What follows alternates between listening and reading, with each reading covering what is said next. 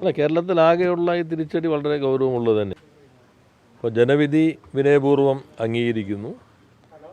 കഴിഞ്ഞ 5 വർഷം MLA എന്ന നിലയിലും മന്ത്രി എന്ന നിലയിലും ജനങ്ങൾ അർപ്പിച്ച വിശ്വാസത്തിനനുസരിച്ച് പ്രവർത്തിക്കാൻ പരമാവധി ശ്രമിച്ചിട്ടുണ്ട്. എന്നാൽ ജനവിധി കേരളത്തിൽ നിങ്ങൾക്കറിയാം, പൊതുവെ കനത്ത തിരിച്ചടിയാണ് ഇടതുപക്ഷ ജനാധിപത്യ മുന്നണിക്കുണ്ടായിട്ടുള്ളത്. കളമശ്ശേരി മണ്ഡലം കഴിഞ്ഞ തവണ പിടിച്ചെടുത്തൊരു മണ്ഡലമാണ്.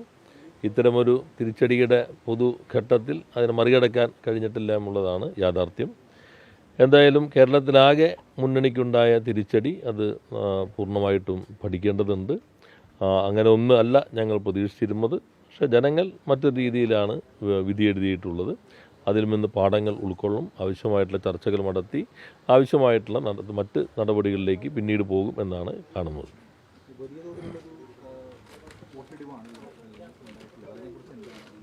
കേരളത്തിലാകെയാണോ? കളമശ്ശേരി ഇപ്പോൾ കഴിഞ്ഞ തവണ നമ്മളൊന്ന് പിടിച്ചെടുത്തതാണല്ലോ. ഇതൊരു തുടർച്ചയായിട്ട് UDF ജയിച്ച ഒരു മണ്ഡലമാണ്.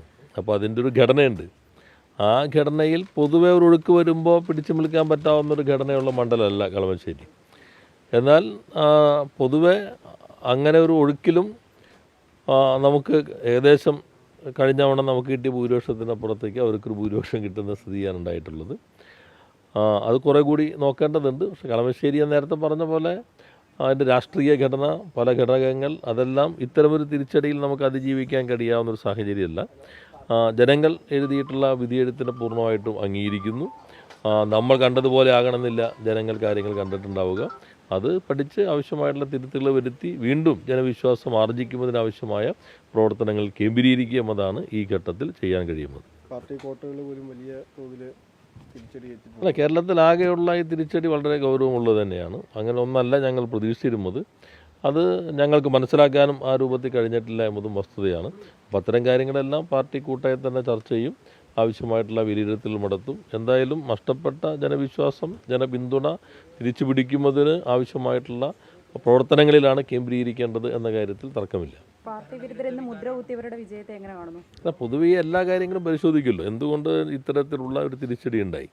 10 വർഷം പൊതുവെ നല്ല രീതിയിലുള്ള പ്രവർത്തനങ്ങൾ കാഴ്ചവെക്കാൻ കഴിഞ്ഞു. വികസന കാര്യങ്ങളിൽ നന്നായി മുന്നോട്ട് പോയി കേരളത്തെ നല്ല രീതിയിൽ കൊണ്ടുപോകാൻ ശ്രമിച്ചിട്ടുണ്ട്. പക്ഷേ ജനങ്ങൾ മറ്റൊരു രീതിയിലാണ് ഇപ്പോൾ ഈ തെരഞ്ഞെടുപ്പിൽ വിധി എഴുതിയിട്ടുള്ളത്. അത് എല്ലാ ഘടകങ്ങളും ഞങ്ങൾ പരിശോധിക്കേണ്ടതുണ്ട്. വളരെ സൂക്ഷ്മമായി വിനയപൂർവ്വം ഈ വിധി അംഗീകരിച്ചുകൊണ്ട് തന്നെ ആവശ്യമായിട്ടുള്ള പരിശോധനകൾ നടത്തി നഷ്ടപ്പെട്ട പിന്തുണ തിരിച്ചു പിടിക്കുന്നതിനുള്ള നടപടികളിലേക്ക് പോവുക എന്നതാണ് ഈ ഘട്ടത്തിൽ കരണീയമായിട്ടുള്ളത്.